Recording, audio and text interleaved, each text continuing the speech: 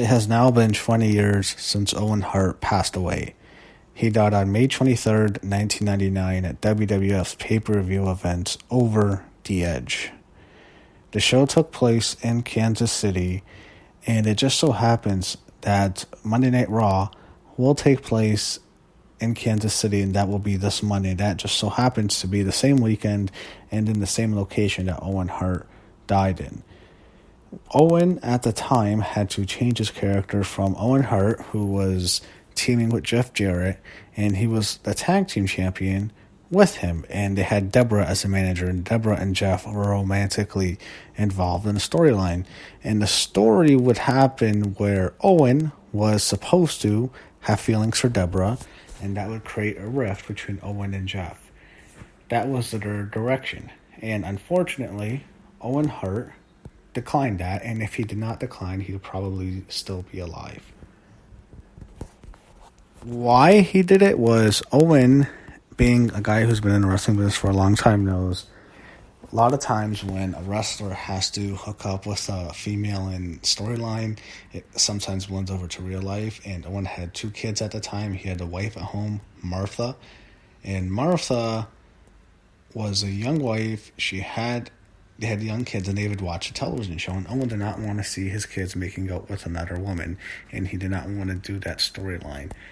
So the WWF gave him his old gimmick, which was the Blue Blazer, which was a joke jobber gimmick.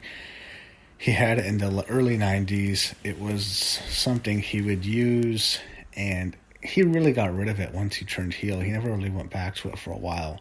They brought him back as the Blue Blazer, and what had happened was he was feuding with the Godfather, and he was scheduled to wrestle the Godfather at Over the Edge, and in that match, Owen was going to win the Intercontinental title. Unfortunately, this is where everything went downhill. I would highly recommend listening to a podcast by John Pollock of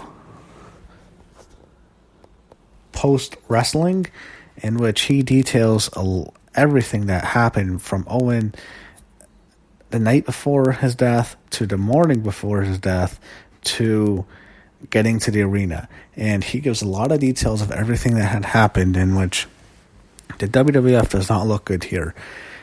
To explain it, I'd recommend listening to this podcast first, then watch this video. But to explain what happened was they had an equipment manager, and they fired him. He had left, and this equipment manager was handling Owen's entrances for the last few weeks.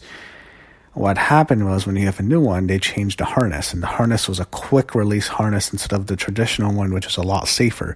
And Owen himself hated it because he was afraid of heights. That was well known. So this, in ways, was just a rib on him, and that's some of the sick ribs you see in wrestling, but that could have all been part of it. Anyways, because of that, they had a quick release method, and Owen did not feel comfortable. He was worried about it. He hated it. And what they did was they tested it a few times, and it failed before the show. And Owen was there.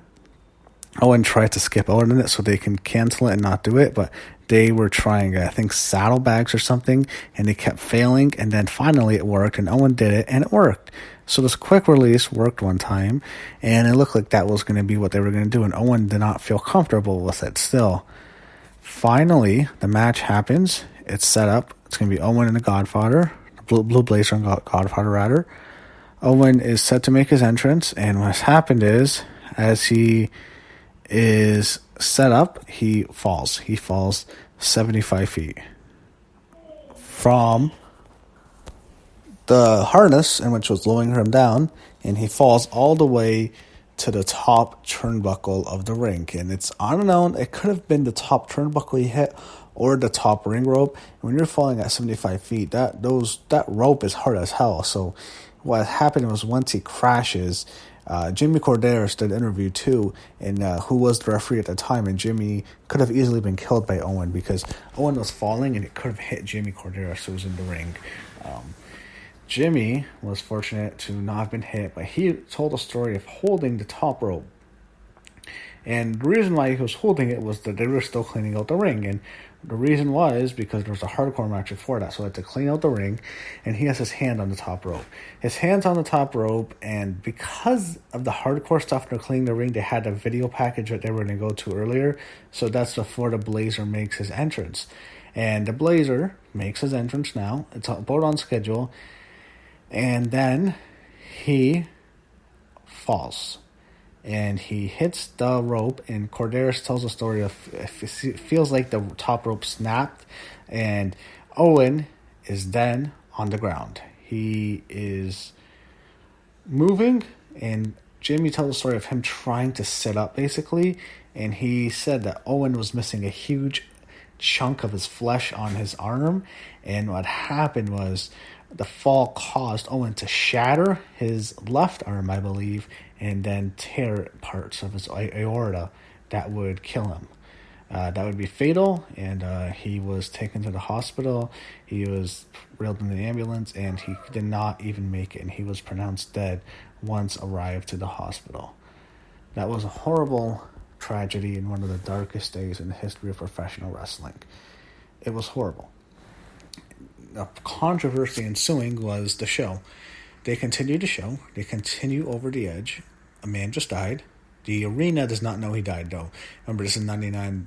Very few people have cell phones, and you're not going to have text messaging at that time. So unless you're calling someone calls someone from home who's at the arena, that's the only way you can know. So no one knows he died. So the fans are still, I'm sure, worried, but this guy could have died. They continue the show, and it's strange. I mean, on a show like this, you have The Rock versus Triple H as the co-main event, and then in the main event, you have Stone Cold Steve Austin and The Undertaker. The Undertaker wins the title on that show. Owen's gone, and this is one of the most controversial nights in WWF history. Whether or not the show should have been canceled, I'm personally of the belief that the show needed to be canceled. You could have announced to the audience that Owen Hart had passed away, and I believe that would be different. And I believe you can say that this is under investigation. You can have the excuse of saying, and I'm surprised they did, like the Kansas City police or someone in law enforcement did not step in and cancel the show. I'm surprised because a man just died in the ring. What happened is they keep it going, and they have the show, and it's a very controversial show. I don't believe the show's ever been released on video. They never replay it. Over the Edge 99 is just erased from WWF memory. I'm not even sure if it's on the network. It could be, actually. And you can watch the show and see, they cut out the Owen stuff. There's nothing, you're not going to see a fall or anything like that, but they do have the part where Jim Ross announces Owen Hart has passed away, and JR was told that by Kevin Dunn moments before he actually made the announcement, because he wasn't in Gorilla and they had just found out. So that is a very dark day in the history of the WWF. And the next night was a great tribute show. It was very emotional, and it was sad, but it was an amazingly done show in my opinion. It was a very memorable show, and it was, again, not a happy show, just very memorable. And I thought they did a really great tribute. Some of those wrestlers telling those stories, it was just real. You hear Jeff Jarrett, you hear Mick Foley, you hear Triple H, who was absolutely devastated, him and Chyna. I didn't realize him and Owen were that close. And it's hard to believe that with him and Triple H and Owen, because we know the heat of Triple H and Bret Hart. So many wrestlers are sad. The Rock pays tribute to him on this show. You had Stone Cold Steve Austin end the show with giving a toast to Owen, which was a great ending. It's really sad. They've done that form a couple other times when wrestlers have died who were part of the active roster. And again, it was a tribute show to him.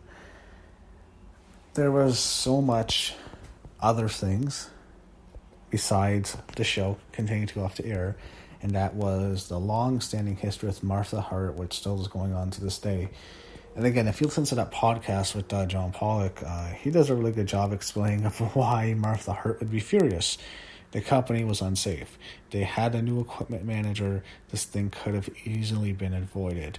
It's so easily. I mean, so many other wrestling deaths were not avoidable because the wrestlers made their own decisions with the amount of drug use they did. those are different situations. Here, it's a situation of a guy who was given a storyline because he refused one that the company really wanted to do. And it resulted in him doing something unsafe. And I've speculated, I've thought the whole Blue Blazer thing coming from rafters was just mostly a parody of Sting, because he would mess up when he was coming down from the rafters. And if you recall in WCW, Sting would always come down from the rafters and he would attack the NWO. And this was similar to that, but Owen would always mess up. It would always look like a joke, and that's how I always viewed it. It was almost like they were just doing a parody, and both companies would do that. It was in the middle of a Monday Night War, but that's how I felt. I think a lot of people might have thought about that with the Blazer. And Martha Hart, again, is furious, and she has every right to be. She has every right. Her children lost their father. She lost her husband. And it's WWF's fault. This was not Owen's fault. He did not make a mistake. This was a harness. It was a harness in which it was a quick release. So they messed up. The equipment messed up. It was not Owen. It was something that was just so bad on the company. It's just disgusting. It's an accident. Of course, I've heard people, I don't even want to mention this. I'm not going to even... there's people at that time who are so fucking stupid that they actually thought this was Vince McMahon getting revenge on Bret Hart after the Montreal Screwjob. That's how stupid some wrestling fans are. That's fucking ridiculous. This was an accident, but the company was completely irresponsible.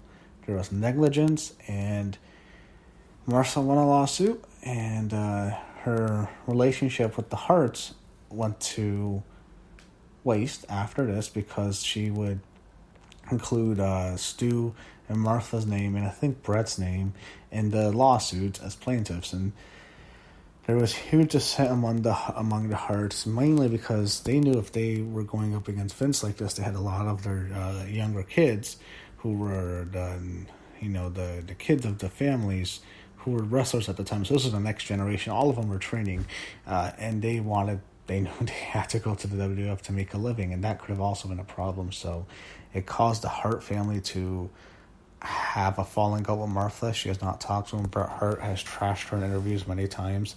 And here's the thing about Bret. Bret Hart has every right to be as hurt and devastated as Martha is. This is his brother. Martha was married to him, so she's closer in that regard. But this was still his younger brother. He loved his brother Owen. He wants to honor Owen Hart. He wants Owen Hart in the Hall of Fame. He wants to induct him. That's not hard to ask. Bret Hart realizes he doesn't have much time left. All his friends are gone. The entire original Hart Foundation is gone except for Bret Hart. And the 97 version of the Hart Foundation are all gone. He had Bret Hart, who's alive. He had Jim Dana Neidhart, who passed away last year. Owen Hart, who died in 1999. Brian Pillman, who died in 1997, which was another shocker when he passed. And you have the British Bulldog, Davey Boy Smith, who died in 2000, I believe. Those are all gone. Bret Hart wants to induct Owen Hart. Last year in 2018, Mark Henry mentioned in his Hall of Fame speech, he looked directly in the camera and asked Martha Hart to allow Owen Hart to be in the Hall of Fame. So Owen was beloved in the roster. And you can even listen to Mark Henry's tribute to Owen Hart. He is absolutely devastated. He reads a poem. It's hard to watch. Steve Blackman, I remember his tribute to Owen Hart. It was a very hard show to watch. Deborah was just devastated. So many of the wrestlers were really hurt by the passing of Owen Hart. And he was one of the most talented members of the Hart family. To remember some of his matches, besides looking at his death, to talk about it, I think his most memorable match, without question, has to be WrestleMania 10 against his older brother Bret, in which he secures the biggest win of his career.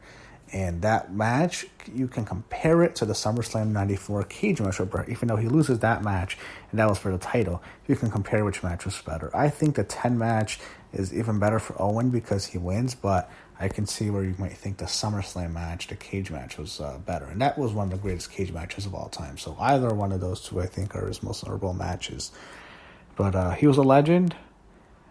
I respect Martha Hart's decision for not putting him in the Hall of Fame. But there is no doubt that Owen Hart belongs in the WWE Hall of Fame. That's Martha Hart's choice to make, and it's her decision. She was married to him. I can respect that. And rest in peace, Owen Hart.